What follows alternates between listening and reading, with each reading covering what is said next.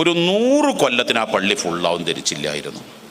പക്ഷെ കുറഞ്ഞ കാലം കൊണ്ട് പള്ളി തികയാതെ എത്ര സമയങ്ങൾ ആ പള്ളിൻ്റെ അപ്പുറത്തും സൈഡിലും വരാന്തയിലൊക്കെ. അപ്പോൾ ഇൻഷാ അല്ലാഹ് ആ പള്ളി ഏറ്റവും അത്യാധുനിക സജ്ജീകരണങ്ങളോ സൗകര്യങ്ങളോടെ, അഥവാ മുഴുവൻ യുവാക്കളെയും ഹലാലായ രൂപത്തിൽ ഹറാമുകളില്ലാതെ, ഇസ്ലാം അത് അങ്ങനെ ഖുർആൻ പറഞ്ഞു, വൈദ് യർഫഉ ഇബ്രാഹിമുൽ ഖവായിദ. ഈ ടൈമില്ലാത്തതുകൊണ്ടാ റഫ് എന്ന പദമാണ് അല്ലാഹു തആല ഖുർആനിൽ പറഞ്ഞത്.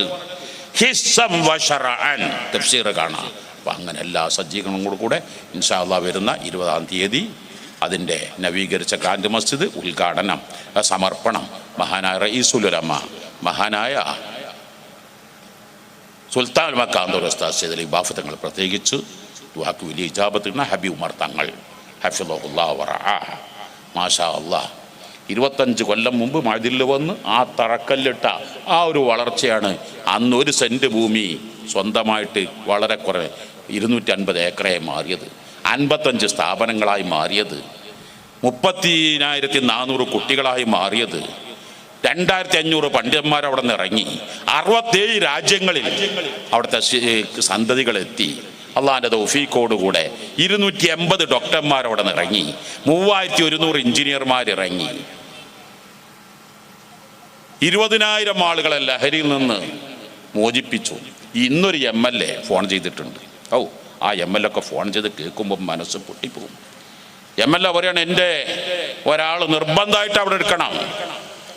50 കൊല്ലം കൃത്യമായി നിസ്കരിച്ച് വളരെ ദീനിച്ചിട്ടിൽ ചെന്ന മനുഷ്യൻ ഒരു കൂട്ടുകെട്ടിൽപ്പെട്ട് ലഹരിക്കടിമപ്പെട്ട് ഒരു സ്ഥാപനത്തിൽ ചേർത്തി. അപ്പോൾ അയാളെ ഞാൻ കണ്ട രംഗം അന്യമതസ്ഥരുടെ മതചിഹ്നങ്ങൾ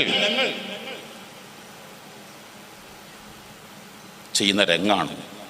ഇന്ന് വൈകിട്ടുള്ള സംഭവമാണ്. ഒരു MLA വിളിച്ചുകൊണ്ടാ പറയുന്നത്, ഇവിടത്തെ വലിയ വലിയ പോലീസ് മേധാവികൾ, വലിയ വലിയ ആളുകൾ 20,000 ആളുകളെ ലഹരിയിൽ നിന്ന് മാറ്റിയെടുക്കാൻ മഅദിന് സാധിച്ചെങ്കിൽ മാഷാ അല്ലാഹ്.